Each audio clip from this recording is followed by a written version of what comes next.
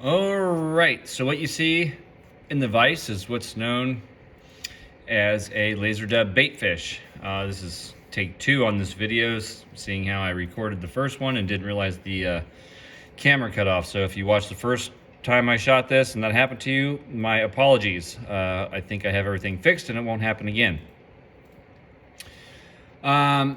So the hook that we're going to use, we'll go over that real quick. I'm going to use a 3366 Mustad. This is a size 4. This pattern screams a Gamakatsu B10S.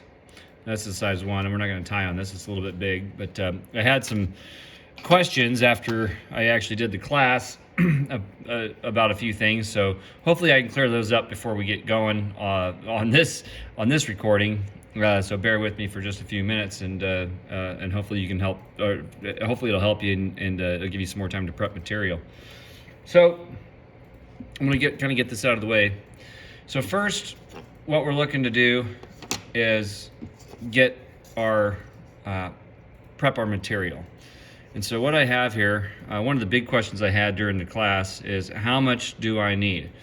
So what I have here is my first layer of the belly color, and it's about 3 inches. Okay, so we're gonna do we're gonna do one of 3 inches, one set of 3 inches. Sorry, my light's in the way, it keeps holding my thing down there. You can move that out of the way.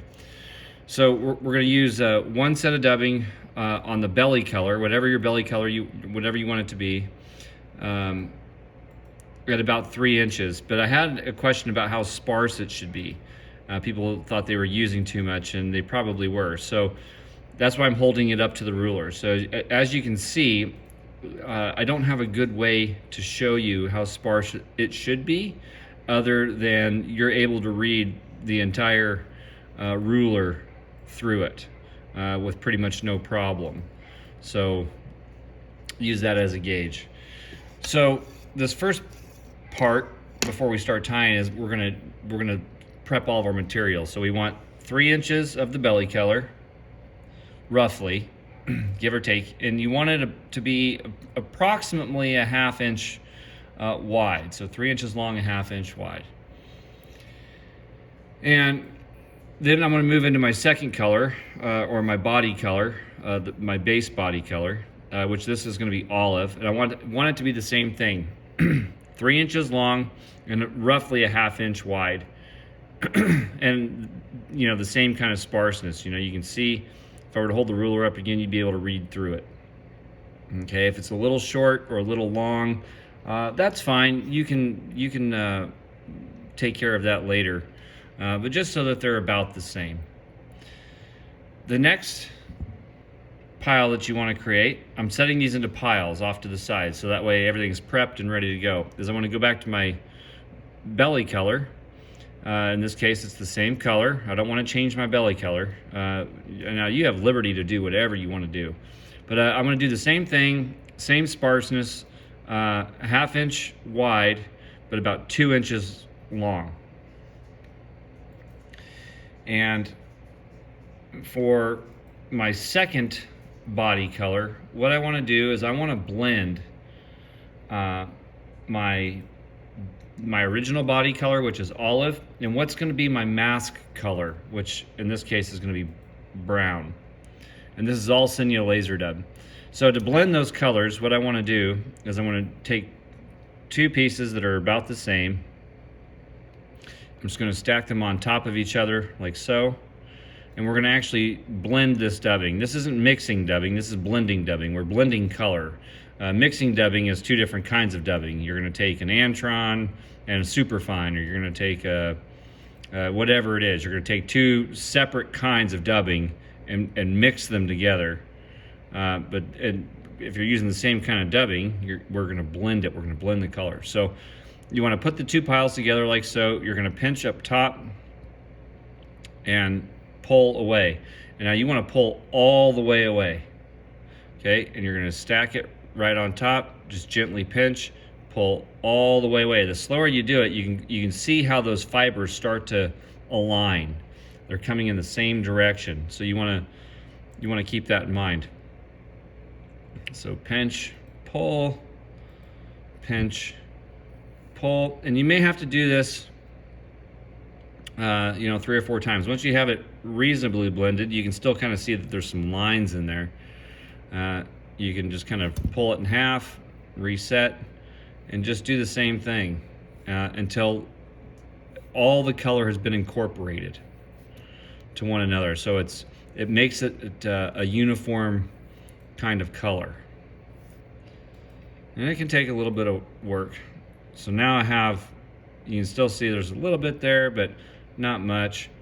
So you can, the more you do it, the more it's going to blend, so on and so forth. So once you have those colors, that blended pretty well there.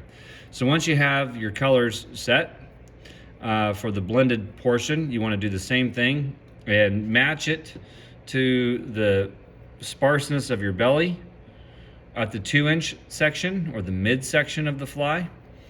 And we're just going to pull until we get about 2 inches. Now you're probably going to have some left over. Set that aside. You can use it for another fly, and that way you don't have to keep blending. So we wanted to have this one about the same as the belly, and about 2 inches. It's probably still a little thick. I'm going to pull a little bit more away. But anyway, that's how you're going to blend your dubbing. And so now we have this nice brown olive color.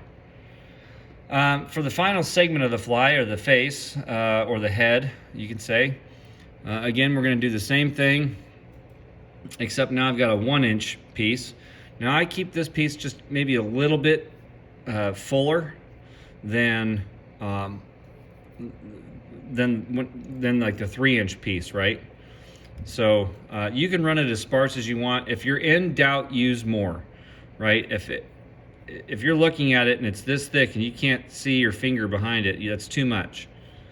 You want to be able to have just a little bit there. And you're going to want to have this at about 1 inch. So you can still see how you can't see my finger through there. That means I've probably got a little too much. I'm going to pull some away. And don't be afraid to take it away. There you go. Now you can kind of see my finger through it. Same rule, right? If you have like a ruler or something that you can gauge, if you can look through there and still read everything behind it, or even like a page of a book down on the corner, if you can still read all the lettering behind it, then that's about right. And then for my mask, I'm just going to use brown. We're going to use the same rule of thumb. This is going to be about a 1/2 inch wide, 1 inch long. This is kind of crazy. Haven't pulled it all out yet. And so when you're lining your fibers, the dubbing fibers, you want them to kind of run in the same direction. Same deal, just pinch at the tip, pull back, and realign until they all start to run somewhat in the same direction.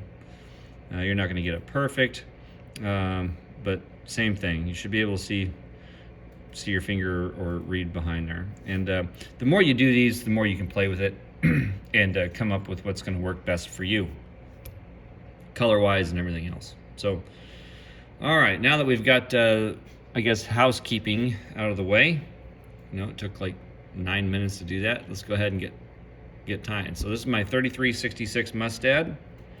I have to readjust my camera. I thought I had everything lined up where I wanted it, but apparently I do not. That way, I try to keep it in the center, so if you have to zoom in, you can still see what we're doing. So for the thread on this, you can use a lot of different threads. What I'm going to use is some monofilament, some Vivas 0.10 millimeter. I've really come to like using monofilament on flies for streamers. It works well, especially if you're going to reverse bucktail or any other material. It's super strong, not the easiest to work with. So when you're starting off, you can take it and run it through some wax a time or two, just to help get some tackiness to the thread. It does help a little bit. And so what I'm going to do here is I'm going to start my thread. Whoa. Sliding all over the place. There we go. I'm going to start my thread about 2 bodkin widths behind the eye. And I'm going to start to wrap back And I'm only going to go to the halfway point of the shank. You can open spiral turn, you can do touching turns. Doesn't really matter too much here. It's all going to get covered up. If you're not confident that it's going to hold, I've got that to hold now. If you're not confident that it's going to hold, don't be afraid or don't hesitate to add a little super glue. Just make sure you let it dry first before you start applying material, because that material is going to really stick to it. The dubbing material is. So I'm going to go, let's see if I can tie that down. There we go. So I'm going to go about halfway. Now I'm going to open spiral, wrap back forward to where I started. Tighten that down, and I'm going to open spiral wrap going in reverse. Is it necessary? Maybe, maybe not. Depends on how good you are with using monofilament, but it really locks it down. It gives you this nice rigidness right here on the thread, and it's going to help capture some of that material. If you have a rotary vise, turn your vise upside down. And what we're going to do is we're going to take our first piece of belly color, whatever you've determined that to be. I need to realign that. And we're going to go about 50-50 here. And I'm going to put 50% on the far side of the hook. Let's put a couple wraps in. I can turn it. I'll turn my vise. Oh. I wanted to roll on me there. Let me realign that real quick. And you may have to realign your fibers, so if you have to, don't worry about it. Now when you're tying it in, get it a little closer so you can, or tighter, you can see how much denser it becomes. Okay, so now let's put a few wraps in. And instead of turning it towards me, what I'll do is I'm just going to take my thumb and I'm going to push it around the other side of the hook shank. I think you can see that angle better anyway. So that way it fully encompasses both sides, and you've got pretty close to an even amount on both sides. Now to tie that in, I'm going to bring one wrap over. That's going to be my center wrap. I'm going to take one wrap to the back of that initial wrap. So one over the middle, the second one's to the back, and my third one's going to be to the front. Now with those three wraps, that material is locked in completely. It's not going to go anywhere. Now this is dubbing, so if you start to yank on it too much, it's going to break. So don't do that, but it is sufficiently locked into place with three wraps. Next, what I'm going to do is just make a few wraps forward to make sure that I'm on the front side of this little bump. And I'm going to come for my body color. I'm going to kind of just guide this out. At this point, you can have a toothbrush handy or a comb if you want, and you can start to shape your fly as you're going. Some people like to do that. You can do it at the end as well. One thing real quick, don't use scissors to cut. If you want to taper your fly or shape your fly before you put the next color on, just simply grab the material. This is my left thumb, left index, and open your scissors up, and we're just going to use it to kind of do a sawing motion like this. That way you can start pulling stuff off, and it keeps a nice taper to the fly. So when you groom your fly using this, that's the way you want to do it. So next I'm going to do the same thing with my olive, or my main body color. I'm going to just kind of line this up, one right on top of the other. Now it's up to you whether you want this olive color or your main body color to run longer than your tail. Some people like that. Some people like to have it run shorter than the tail. It's totally up to you what you want to do here. And since I've been playing with this stuff, I need to kind of realign it a little bit. So what I'm going to do is I'm going to line it up pretty much even. Oh, that stuff wanted to come off. Let's just pick and pull and realign. That's the name of the game here. And so I'm going to line this up just a little bit short of my tail. Not much. Oh, it's about even. We'll take it. It's fine. And I'm going to bring, again, one wrap over the middle, one wrap to the back. You may have to adjust your material to keep it on top of the hook shank and sticking out front. One wrap to the front, pull down, that's locked in. Next, I'm going to reverse this material using my thumb. I'm just going to take it, push it to the back, and I can start to draw all the material back, start to work it together. If you're pulling on it and some stuff comes out, set it aside. You can just put it in with your blend pile or put it back in the bag. And I'm going to do the same thing again, one over the middle. And now when I do this, you should have just a little nub of dubbing sticking out front. Go one to the back, one to the front, and that's all locked into place. So there's our first two. Now we're going to repeat this process. What I want to do is I want to move my thread forward a little bit, about a bodkin width or so. And I'm going to grab my 2-inch piece of belly, and I'm going to turn my fly over. I'm going to start it on the opposite side. One over the middle, one to the back. Before I put that one to the front, I'm going to adjust everything. One to the front, that locks it in place. I'm going to fold it to the back. And I can start to kind of do this number here and just start to draw everything. Pull it with your fingers. Same thing. I'm going to come right over this material. There should be a little bit of, like a little nub of dubbing there. One over the middle, one to the back, one to the front, and now that material is locked in place. And you can kind of see how my belly color got away from me a little bit. You can undo that if you need to, so you don't have to undo like 50 thread wraps, right? There we go. And work it out to, where you want it. Okay. Now with my thread being right here, I'm going to move to my blended color at about 2 inches. This is the olive and the brown that's mixed together.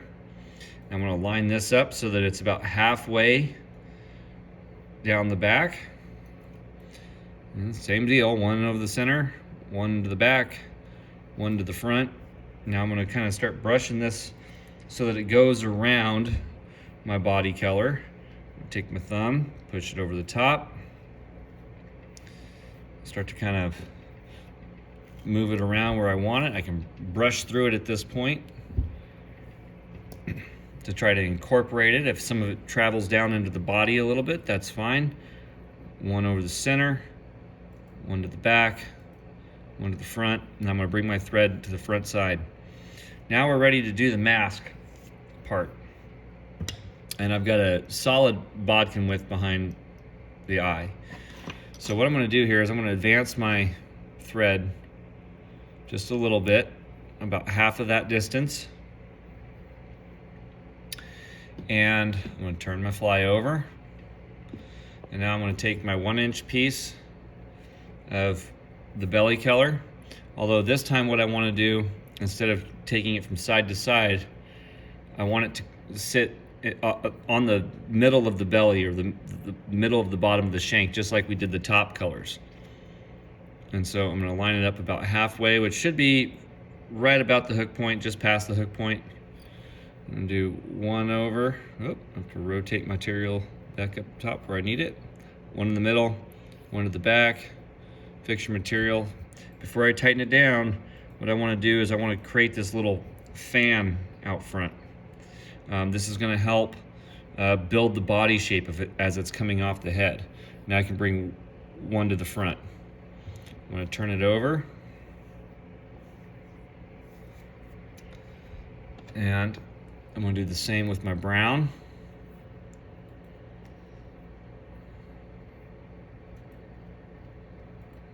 And you can play around with your colors too. I mean, kind of like I was saying, you could add some black here. You could just go back to straight olive. I mean, just really play around with whatever's going to suit your needs in the bait fish in your area.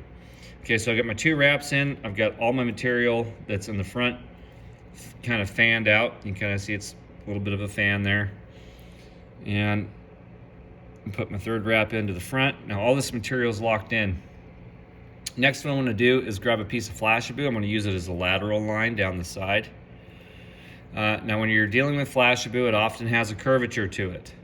It naturally wants to curve one way. So you can see as I hold this Flashabou how it has this natural curve. We want that curve to be facing the inside of the fly. So I'm going to turn this away from me, or on the side, and I'm going to put the weigh piece in first. And I'm just going to set this right along the side where I want it. And I'm just going to put a couple of wraps in.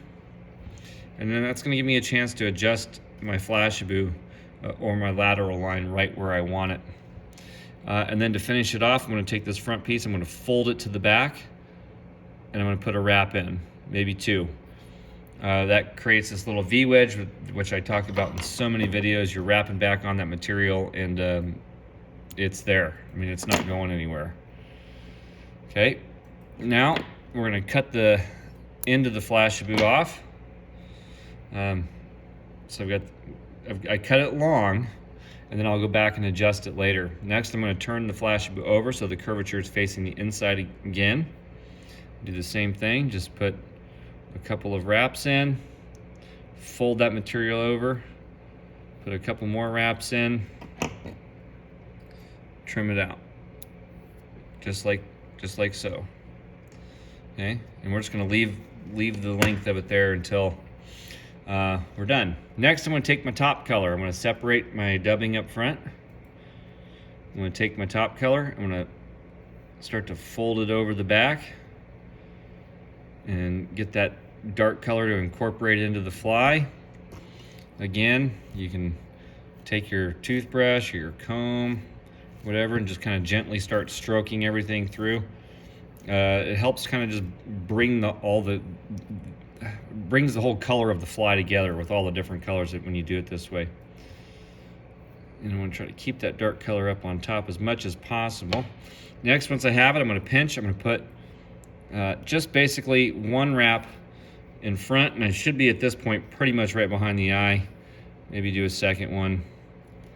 And I still have my fan. I'm going to turn the fly over, take my thumb, grab it, pull it to the back. You may have to kind of finesse it around the hook shank.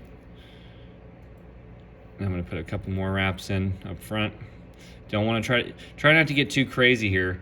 We want the bulk of the material right up behind that hook shank.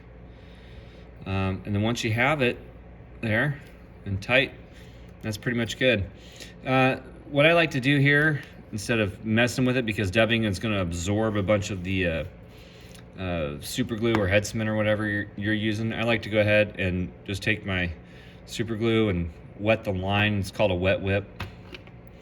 If you want to color it, the line, color it first, and that color will absorb. And now that I've got super glue on there, I'm going to put in a good 7 or 8 turns. Pull that through, and then what happens is all that glue is going to get stuck right there in your mono. You can pull that tight, trim it out, and we basically have the bulk of the fly done here. You can start to really play with it to get it to do what you want it to do. If you want to now, you can come in and cut your Flashabou to the desired length of the fly. I usually, on something like this, I either go just short of the tip of the tail or just past the tip of the tail. Really up to you what you want to do there. I'm not sure there's really a right or wrong. Next, for the eyes, I'm going to use some 6mm eyes here. They're a little bit big, but I ran out of 5mm eyes. And so what I use here is some Loctite gel super glue. And then to get this even, I'm going to take my pedestal out. I'm going to turn my fly towards me like so. Everything may look crooked, but as long as I'm looking straight down the back of the fly, that's what I'm interested in seeing at the moment. So that I can look, hopefully you guys can see that. So I'm looking straight down. Everything looks a little crooked and wonky, and that's just because it's not all combed out. You can kind of turn things, maneuver them if you want to, if it makes you feel better. So that way I'm looking straight down kind of the barrel of the fly. I'll take my super glue, and I want this to land, most of the super glue I want on the material itself. Like right here. Because I want that to absorb into that dubbing and have the eyes really become a part of the fly.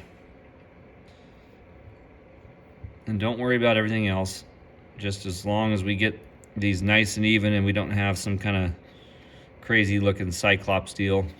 And if it's not perfect, don't worry about it. You know, there's a theory that you know, fish hit goofy looking flies first.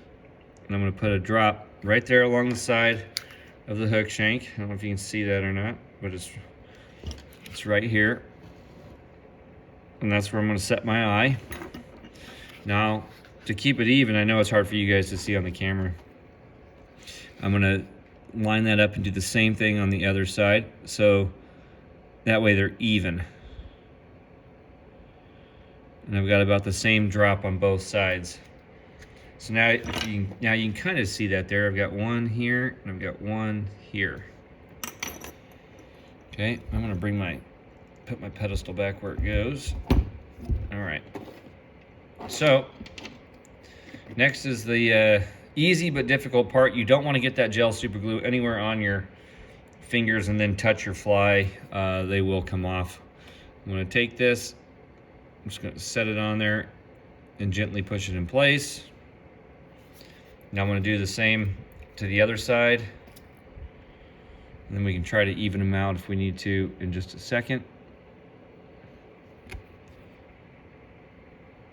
Yeah, I actually hit that one pretty good right off the bat. So you don't want to play around with this part too much, because that gel super glue will come off, it'll get on your finger, it'll attach to the front part of the holographic eye, and you'll be wearing a baitfish eye. And you have to do it again. So something like that is what you're looking for. Try to keep them even. Now, one thing some people like to do, and I'll do it real quick, is if you don't like the gap on top of there, once this all sets up, I'll take some, solar res or whatever, and I'll fill in the gap. It helps push water, that kind of thing. So I'll do that from time to time. I don't get too crazy with it because it's going to absorb and all that stuff. But you can do this too if you feel it's necessary. It does help keep the eyes in place a little bit, but don't allow that stuff to get back into your behind the eye or everything. It'll kind of concave and shrink behind the eye, usually, unless you're like super careful. And you can do it underneath too if you wanted to, but you get the flavor of it. If you wanted to do it, do it. If you don't want to do it, don't do it. So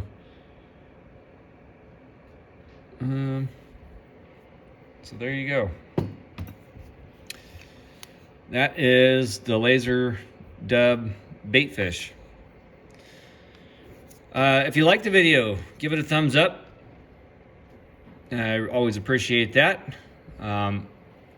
This is one of the videos for the fly tying classes over at Fly Tying for Beginners. That's why it's sort of long in explanation. It's not a quick tie. So if you found the video interesting and you're not a part of the classes or whatever, we do all kinds of classes on stuff like this. So feel free to join us over at Fly Tying Beginners. Answer the 4 questions. That's your golden ticket in. And you too can join the classes. They're free. Other than that, happy tying, and we'll see you next time.